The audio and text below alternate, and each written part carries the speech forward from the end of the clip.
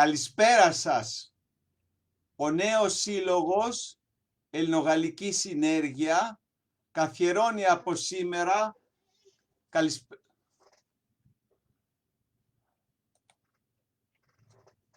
Καλησπέρα σας. Ο νέος σύλλογος Ελληνογαλλική Συνέργεια από σήμερα και κάθε Παρασκευή στις 7 η ώρα θα παρουσιάζει ένα βιβλίο ελληνικής λογοτεχνίας που εκδόθηκε στη Γαλλία.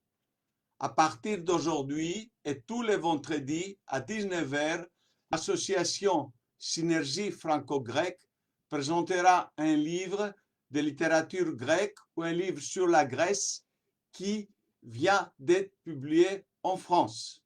Aujourd'hui, je commence, Nikos Grekos, coordinateur culturel de cette association, et nous aurons plusieurs autres adhérents ou amis de l'association qui vont prendre le relais. Aujourd'hui, notre premier choix était d'abord les éditions Bruno Doucet et le grand poète grec Yannis Ritsos. Les éditions Bruno Doucet, dont nous sommes des amis fervents, ont déjà édité plusieurs livres de recueils de Yannis Ritsos en bilingue, et nous avons évidemment le livre le plus connu, le recueil le plus connu, Grécité, Romniosini, suivi d'Après l'épreuve, traduit du grec par Jacques Lacarrière, édition bilingue toujours, et c'est dans la collection En Résistance, et cette édition a été faite en 2014. Nous avons les 18 petites chansons de la patrie amère, traduit du grec par Anne Persona, édition bilingue toujours, collection En Résistance, la même collection, 2012. Et nous avons la trilogie de jeunesse, Symphonie du printemps, traduit du grec par Anne Persona, édition bilingue, En Résistance 2012, Le chant de ma sœur, traduit du grec par la même traductrice, édition bilingue, En Résistance 2013, et dans la même collection, La marche de l'océan, traduit par Anne Persona toujours, édition bilingue, collection En Résistance 2014. Il s'agit de la trilogie de jeunesse de Yannis Ritsos. Bruno Doucet lui-même, comme il se distingue, il dit que sa maison d'édition a comme ligne conductrice les deux domaines qui l'intéressent beaucoup. C'est la résistance, l'opposition à l'ordre établi, mais surtout un certain lyrisme, une poésie personnelle. Et c'est pour cela qu'il a été inspiré de Yannis Ritsos. Il a publié récemment, et ça fera l'objet d'une autre présentation, Ne pleure pas sur la Grèce, un superbe roman de Bruno Doucet lui-même, qui nous dit, entre autres, on lit sur la 4e de couverture, 21 avril 1967, Athènes, le coup d'état de l'agent des colonels instaure une dictature militaire en Grèce. Parmi les opposants incarcérés, le poète Yannis Ritsos, pendant ce temps, à Paris, Antoine perd la trace de sa fiancée grecque, alternant le vécu de Ritsos, déporté dans des conditions inhumaines, avec la quête de vérité d'Antoine. Bruno Doucet nous entraîne dans un roman puissant dont on ne sort pas indemne, et c'est bien vrai.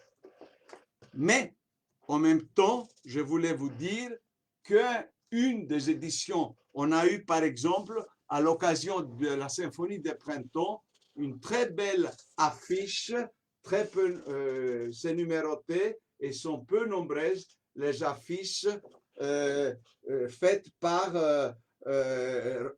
Robert Laubert, avec une très belle Athènes Parnès signée par le graphiste, pas le graphiste, le graveur, excusez-moi. Et nous avons cette sublime édition en portfolio de 18 petites chansons de la patrie amère, de 18 λιανοτράγουδα της πικρής πατρίδας, dans un superbe coffret avec un très beau, de nouveau, une très belle gravure numérotée. On avait une centaine avec la petite église, la chapelle, la mer, la petite montagne de l'île et le bateau, la petite barque, le caïque. Les 18 petites chansons de la patrie amère, je voulais vous lire la préface de Ritsos lui-même, comme il a été traduit par notre ami Anne Persona, mais je vais essayer de vous montrer près de la caméra l'écriture fantastique de Ritsos, qui est une écriture byzantine. Il utilise les lettres byzantines. Là, pardon, là. Je vous montre plus près. Vous voyez avec la signature très connue de Ritsos. 16 notes liminaires de Yannis Ritsos à l'édition Kevros, l'édition grecque.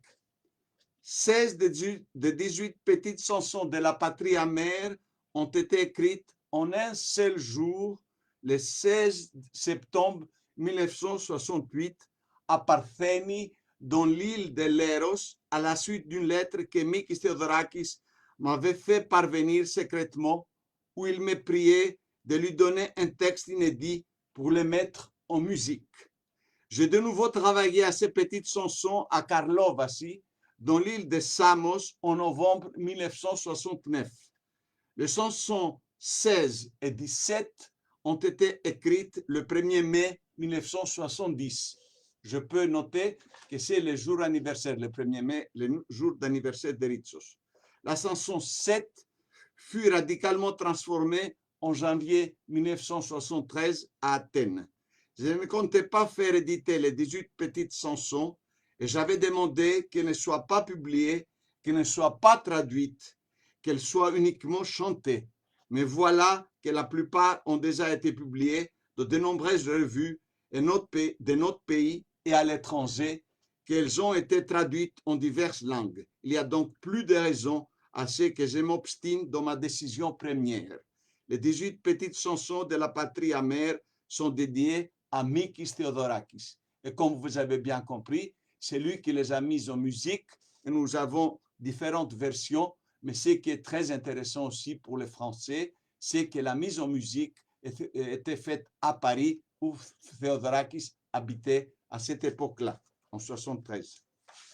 Je vous lis d'abord une de ces chansons qui est la plus connue, d'abord en français et après en grec.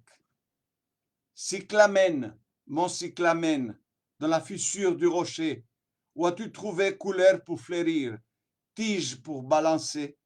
Dans les rochers, le sang goutte à goutte j'ai amassé, tissé un mouchoir carmin, et à présent, je cueille le soleil. Κυκλάμινο, στου βράχου τη σκισμάδα, που βρήκες χρώματα κι ανθείς, που μίσχο και σαλεύεις. Μέσα στο βράχο σύναζα, το γέμα στάλα, μαντίλι ρόδινο έμπλεξα, κύλιο μαζεύω τώρα. Une autre chanson, vous voyez comment Ritsos met la nature et le peuple grec en symbiose, la beauté de la nature, la résistance de la nature et la résistance du peuple grec. Nous avons vu cette même tentative d'imitation, pas d'imitation, d'inspiration très riche de la poésie dite démotique, du distique de 15 pieds iambiques, dont le très connu, de nouveau mise en musique par Theodorakis, très connu chant épitaphios inspiré de la photo d'une mère qui pleure comme une Pietà agenouillée devant le corps de son fils assassiné par la police lors d'une manifestation en 1936 à Thessalonique. Et nous avons une inspiration aussi qui ramène un peu à Byzance, à ce qu'on appelle une sorte d'inspiration théologique de la lutte du peuple grec.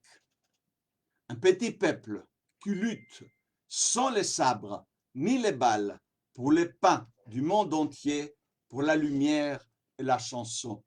Il retient dans sa gorge lamentation et ovation, et s'il se risque à le chanter, les pierres se fendent. Μικρός λαός και πολεμά δίχως σπαθιά και βόλια για όλου του κόσμου το ψωμί, το φως και το τραγούδι. Κάτω από τη γλώσσα του κρατεί τους βόγγους και τα ζήτω και αν κάνει πως τα τραγουδεί, ραγίζουν τα λιθάρια. Vous voyez que Bruno Doucet, dans sa superbe préface de ses livres, il parle des poètes contrebandiers, il fait un parallèle entre la poésie des Ritsos et celle d'Aragon pendant la résistance, la fameuse Diane française, et il nous parle des circonstances internationales, de l'environnement international en 1973, avec tous les problèmes. On a eu le coup d'État au Chili, plein d'autres. Le Franco fête le 37e anniversaire de son règne. On a des coups d'État, surtout en Amérique latine. On a les premiers chocs pétroliers. On a eu aussi la rébellion des étudiants grecs à l'école polytechnique. Et nous avons alors, à la même époque, le compositeur Mikis Theodorakis en exil à Paris qui met en musique ces courts recueils. Imagine-t-on les conditions dans lesquelles le poète offre à l'écriture sa part de combustion quotidienne dans l'avant-propos des journaux de déportation de notre ami Pascal Neveu aux éditions Ypsilon Éditeur, qu'on va parler une autre fois de plusieurs recueils traduit par Pascal Neveu, c'est l'autre éditeur ami Ypsilon, évoque la situation qui était déjà celle de l'écrivain emprisonné 20 ans auparavant. Et je cite de la préface de Pascal Neveu, il fut amené à Macronissos en mai 1949. Malgré les terribles conditions de détention, chaque jour, il se réveillait avant tout le monde pour écrire ses poèmes sur des petits carnets ou des paquets de cigarettes qu'il cachait ensuite dans des bouteilles enfouies sous terre. On sait très bien que c'est plusieurs années plus tard qu'on les a retrouvées, ces bouteilles, on a déterré les poèmes. À ceci près alors que tous ces poèmes sont sculptés dans la même pierre du désespoir, ouvragés par les mêmes fers, à ceci près qu'elles révèlent par leur forme et leur régularité prosodique de la chanson. C'est pour ça que c'est les Yanotravouda et non pas des poèmes. Si on va faire un peu la comparaison de la prison où se trouve le poète grec pratique, comme on avait déjà dit, c'est que l'auteur de la Diane française, Aragon, nommé un art de la contrebande. Chelan libre de ces mouvements dans la France occupée, l'esprit de résistance s'exprime à mot couvert par des sous-entendus, des détournements des sens, etc. Chez l'autre, rompu à toutes les peines de l'exil, c'est le passé de la Grèce héroïque engagée dans une lutte pour sa survie qui se trouve convoquée. Où les poètes nous entraînent-ils dans ces textes qui transforment le chant des oiseaux en complète de partisans? Nous nous demandons, et on peut lire encore un poème en français seulement, la blanche chapelle sur les versants, tout en face du soleil, ouvre le feu avec son ancienne étroite fenêtre, et sa cloche tout là-haut, attachée au platane, elle accorde toute la nuit pour la fête du saint peuple, Au Haï Laos, on voit la martyrisation, la transformation du peuple en un martyr chrétien. Et on a le plus intéressant, le plus important, c'est l'utilisation par Ritsos du terme Romiosini pour montrer la résistance, l'agressivité, l'hellénisme, comme il parlait le grand historien Svoronos, qui donnait comme une des caractéristiques principales de l'histoire de la Grèce l'esprit de résistance. Alors, ici, sur ces marbres, la mauvaise rouille ne prend pas plus que la chaîne au pied du grec, au pied du vent. Ici la lumière, ici les rivages, langue d'or et d'azur, sur les rochers, tacs de serre, dévore les fers. Σε τούτα δω τα μάρμαρα, κακιά σκουριά δεν πιάνει. Μηδέα λυσίδα του Ρωμιού και στο αγεριού το πόδι. Εδώ το φως, εδώ ο γυαλός, χρυσές, γαλάζιες γλώσσες, στα βράχια ελάφια πελεκάν, τα σίδερα μασάνε. Et je termine en vous lisant la chanson la plus connue, le chant le plus connu, où on a les mots marqués à jamais, qui a marqué à jamais la poésie de Yanis Ritsos, Romiosini, qu'on n'a pas pu bien traduire en français ou on a traduit par la Grèce, parce que c'est ça finalement le contenu. Ne pleure pas sur la Grèce. Quand elle est prête de fléchir, avec les couteaux sur l'os, avec la laisse sur la nuque, la voici qui déferle à nouveau, s'affermit et se déchaîne pour terrasser la bête avec la lance du soleil.